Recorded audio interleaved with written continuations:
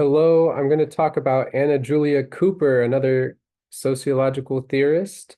So this will be a short mini lecture, and I'm going to share screen with slides briefly, but I'm also going to read an excerpt from her book, A Voice from the South. Really quickly, though, uh, that's why we had Tuesday at noon. It got the most responses. There's that. Um, just a biography of Anna Julia Cooper. So she was born in Durham, North Carolina, August 10th, 1858. So we just missed her 100. Oh dear. 150 is 2008. 166th birthday during this class. Um, But just her lineage already is pretty messy. Her mother was a slave and her father was a rapist slave master. So that's no fun.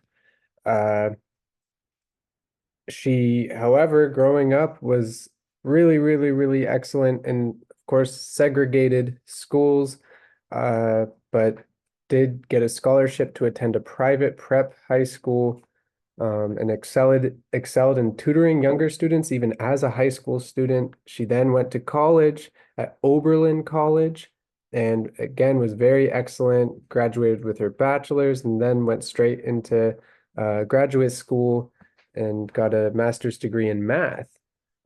She then studied in France and she's bilingual.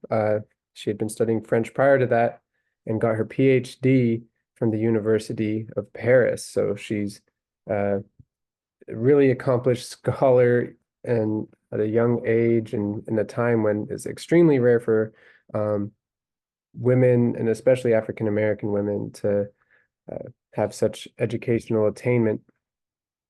So modern day feminists like to refer to Cooper as one of the first theorists writing about what we nowadays refer to as intersectionality. And we use this term to talk about the unique circumstances that someone has when they're at the intersection of two different kinds of oppression. So you might have racial oppression and gender oppression. In the case of Anna Julia Cooper and other African American women, this is part of their intersectional identities. Uh, and Cooper, in the way that people echo today, still talk about Black women having an important perspective in telling the story of America. And a quote from A Voice from the South, I'm going to read more in a second.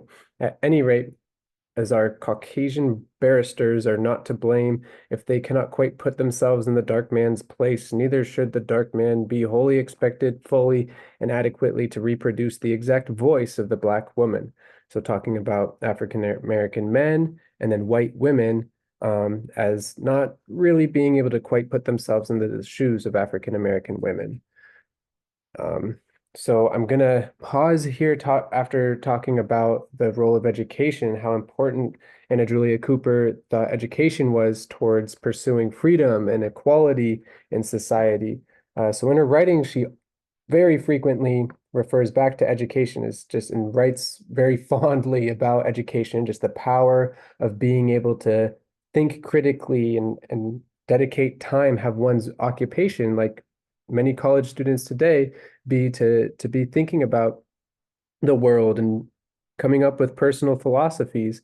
I know many of you, my students right now, are working jobs and have other responsibilities outside of just being a college student. But Anna Julia Cooper really kind of romanticized a college education. And there's a quote there talking about how the schools granting bachelor's degrees to women are sending out yearly into the arteries of this nation a warm, rich flood of strong, brave, active, energetic, well-equipped, thoughtful women, women quick to see and eager to help the needs of this needy world. So it's very poetic, and I'm going to stop the screen share of this really quickly and share PDF I have of This is a Voice from the South. So I'm going to read like 2 pages. Right here is where I'm reading right now.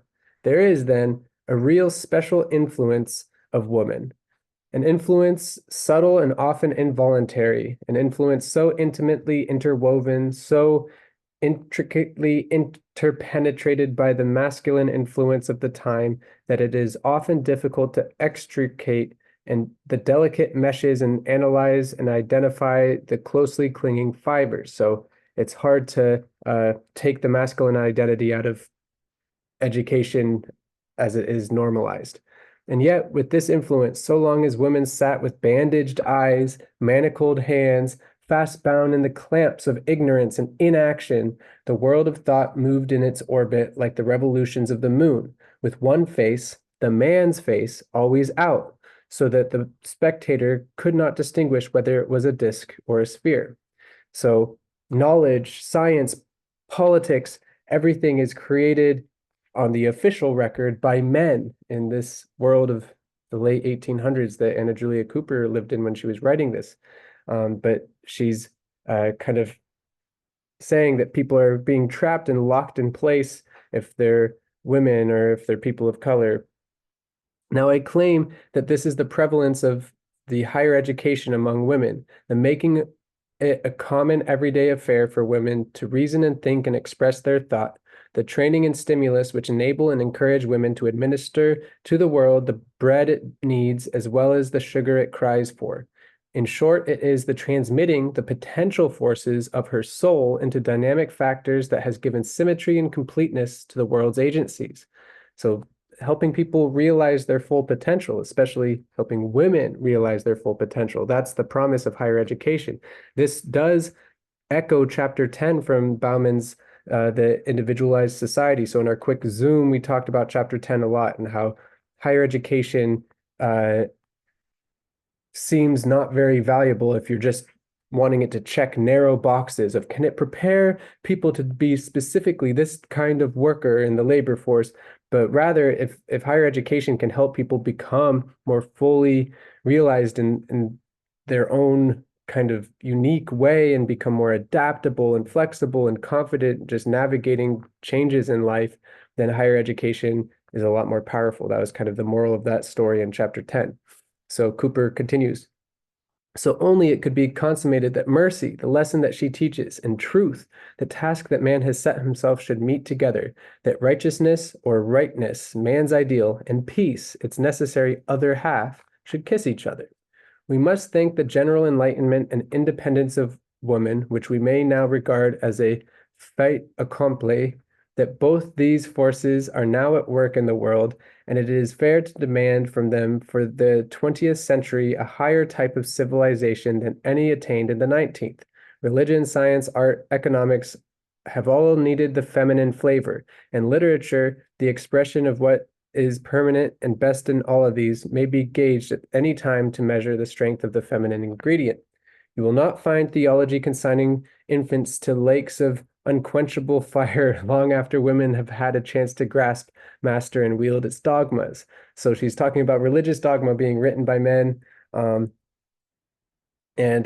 even in these rapidly advancing fields of academia, women have more feminine perspective would change actually kind of the focuses of research and technological progress.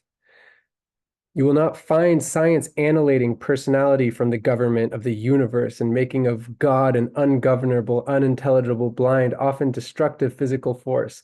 You will not find jurisprudence formulating as an axiom the absurdity that man and wife are one, and that one, the man, that the married woman may not hold or bequeath her own property save as subject to her husband's direction.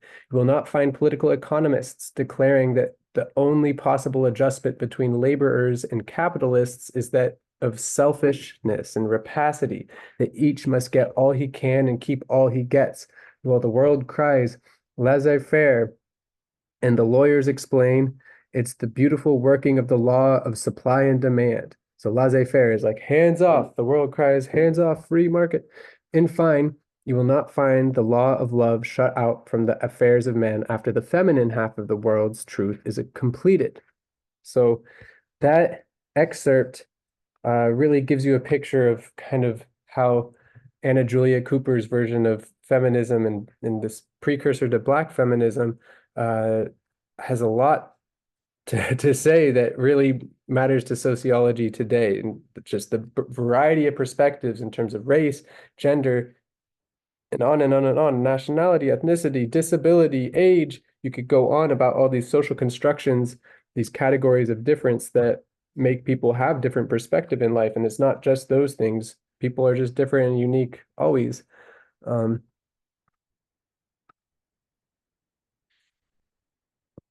so when education becomes more inclusive, also causes like social justice and collective good gain momentum too. So, as you could see with the references to political economy and kind of the dogmatism of strict religions, religious dogma, uh, Cooper thought that greed was a really big problem. The concentration of wealth and power, particularly in the hands of white men, in particular land-owning white men, that was a root of a lot of problem and conflict in the world, according to her observations. And she thought that Black women were especially well equipped to be leaders in pushing for social justice and redistribution of wealth and power and changing of laws and regulations to make the world more fair. She tells a story of a Chinese man in San Francisco. The story told to her by a witness, and this man was carrying a basket of bread home, and he was beaten up and the bread thrown in the ditch. And the storyteller tells the story, and then adds, oh, they didn't really care, but uh, didn't want to get involved. And Anna Julia Cooper's really upset. She talks about how unjust this is, that people are beaten up because of their race. And of course, being beaten up for basically anything, most people would argue is wrong. So as you can see, like she's using examples from lived experience, whether it's her own or other people telling their stories. That's a big basis of thought and knowledge creation in Cooper's theoretical standpoint. So that's, I believe, yeah, that's all the slides I have, and that's just a mini lecture on Anna Julia Cooper. I hope you enjoyed it, and thanks for watching.